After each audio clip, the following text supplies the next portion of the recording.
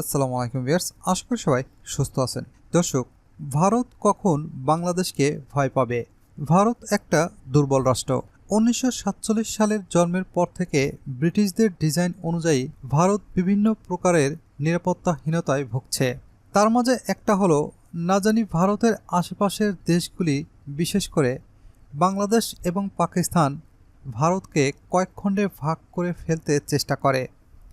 এই ভীতির উপর স্থাপিত বলেই ভারত সর্বদাই তার আশেপাশের দেশগুলির অভ্যন্তরীণ রাজনীতিতে হস্তক্ষেপ করতে চেষ্টা করে।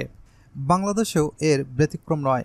ভারতের সবচাইতে বড় ভয় হলো বাংলাদেশে এমন কোনো সরকার ক্ষমতায় আসা যে কিনা ভারতের ভৌগোলিক অখণ্ডতাকে চ্যালেঞ্জ করবে। তবে গত 5 দশকের অভিজ্ঞতা ভারতকে শিখিয়েছে যে বাংলাদেশের সরকারগুলি বেশিরভাগ সময়ে হয় ভারতের সাথে সুসম্পর্ক বজায় রেখে চলে, অথবা ভারত বিদ্বেষী কিছু বলির মাঝেই নিজেদের কর্ম সম্পাদনকে সীমাবদ্ধ করে রাখে। ভারতের উত্তর পূর্ব অঞ্চলের 7 রাজ্যের বিচ্ছিন্নতাবাদীদের অস্ত্র দেওয়ার চেষ্টাও একবার করা হয়েছিল, যার ফলাফল বাংলাদেশের রাজনীতিবিদদের জন্য নেগেটিভ উদাহরণ হয়ে রয়েছে। এই ইতিহাসই দুর্বল ভারতকে বাংলাদেশের ব্যাপারে কঠোর সিদ্ধান্তে যেতে শক্তি জুগিয়েছে।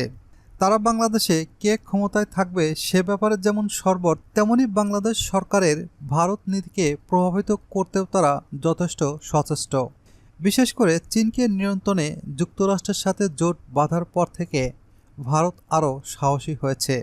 যদিও বাংলাদেশ সরকারের পরিবর্তনে যুক্তরাষ্ট্র ভারতকে সাথে রাখেনি, তথাপি যুক্তরাষ্ট্র সর্বদাই চেষ্টা করে চলছে দক্ষিণ এশিয়াকে নিয়ন্ত্রণে ভারতকে পাশে রাখতে।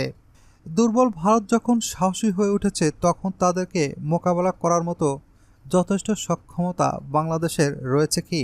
সাম্প্রতিক সময়ে সরকার পতনের আন্দোলনের সময় রাষ্ট্রের যে ভয়াবহ ক্ষতি হয়েছে, সেটা পুষিয়ে উঠে ভারতকে ঠেকিয়ে দেওয়ার অবস্থানে কি যেতে পেরেছে বাংলাদেশ? এই উত্তরটা দেওয়া বাংলাদেশের যে কারোর জন্যই কঠিন। তবে এটা অস্বীকার করার উপায় নেই যে ভারতের সাবভার্সন মোকাবেলায় বাংলাদেশ এখনও যথেষ্ট শক্তিশালী নয়। বিশেষ করে ত্রিপুরার বাঁধ খুলে দেওয়ার ঘটনায় বলে দেয়, বাংলাদেশের তৈরি করা ডিটারেন্সগুলি এই মুহূর্তে ভারতকে তার সাবভার্সন চালাতে বাধা দিতে পারছে না।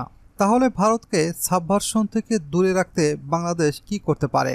প্রথমত, বাংলাদেশ যদি ভারতকে সাবভার্সন থেকে সরিয়ে সামরিক ক্ষেত্রে নিয়ে আসতে সক্ষম হয়, তাহলে এটা হবে প্রথম বিজয়।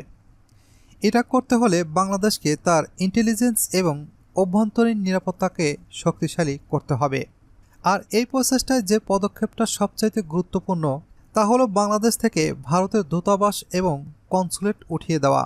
এই পদক্ষেপগুলি ঠিকমতো নিতে পারলে ভারত সাবভার্সনের লাইন থেকে সরে আসতে বাধ্য হবে। দ্বিতীয়ত, সাবভার্সন কাজ না করলে ভারত বাংলাদেশের উপরে সামরিক পদক্ষেপের হুমকিতে যেতে বাধ্য হবে। সামরিক পদক্ষেপের দিকে যেতে বাধ্য করতে পারলে বাংলাদেশ তার সামরিক ডিটারেন্স তৈরিতে মনোযোগী হতে পারবে।